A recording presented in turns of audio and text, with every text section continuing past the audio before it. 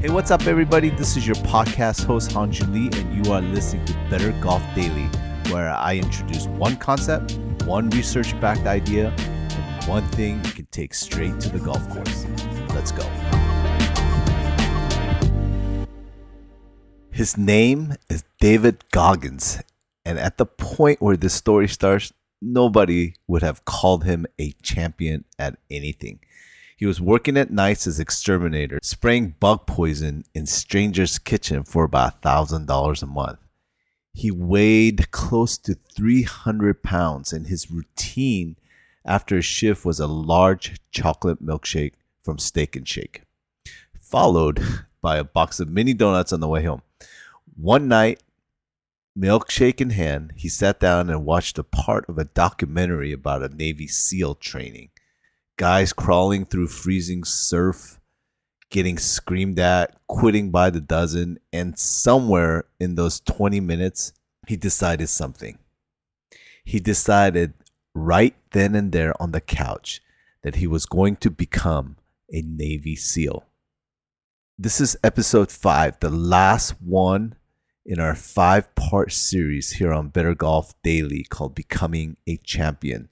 We've talked about resilience with Ben Hogan, fear of failure with Matt Wolf, discipline with Vijay Singh, and controlling the controllables with Bobby Jones. Today, we're closing this series with an idea that's actually been sitting underneath all 4 of these the whole time: identity.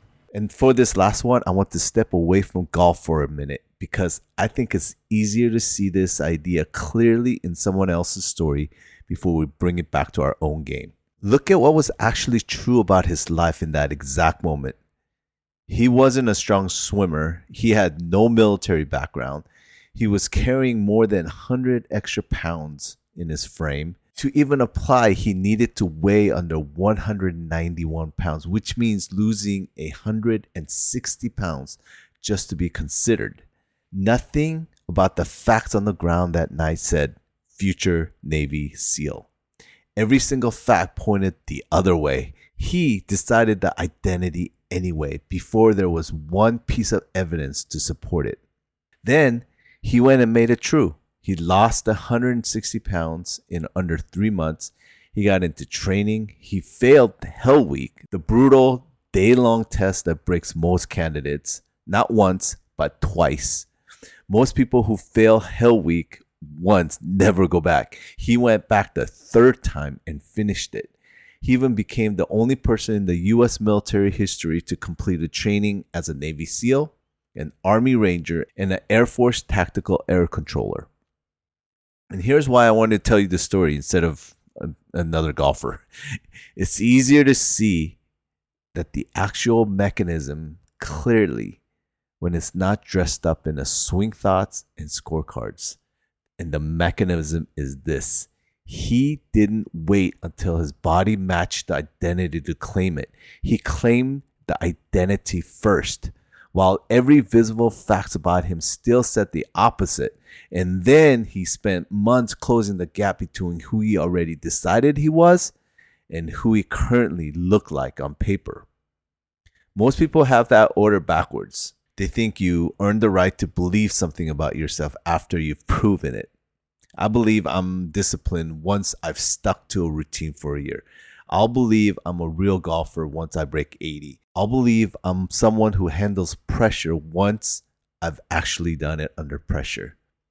That feels responsible. It also means that you're always waiting for evidence before you're allowed to act like the person you want to become.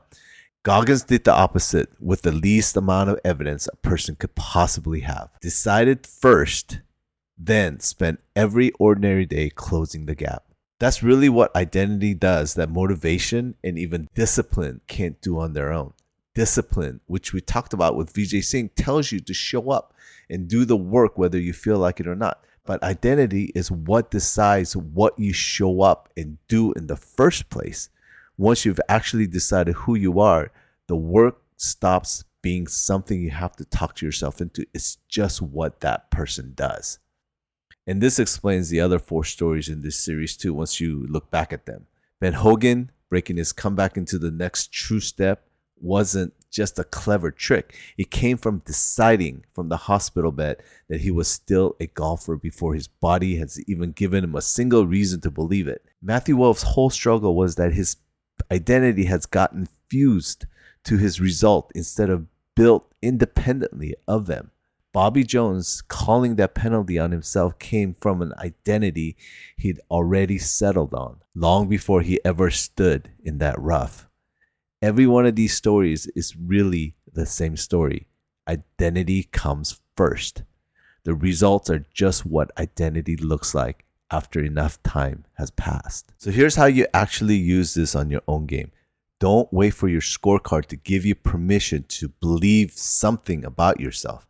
Decide plainly and specifically what kind of golfer you're choosing to be, regardless of what your last round says about you right now. Then, before your next round, and especially in the moment things start going sideways, ask yourself one question instead of reacting on instinct.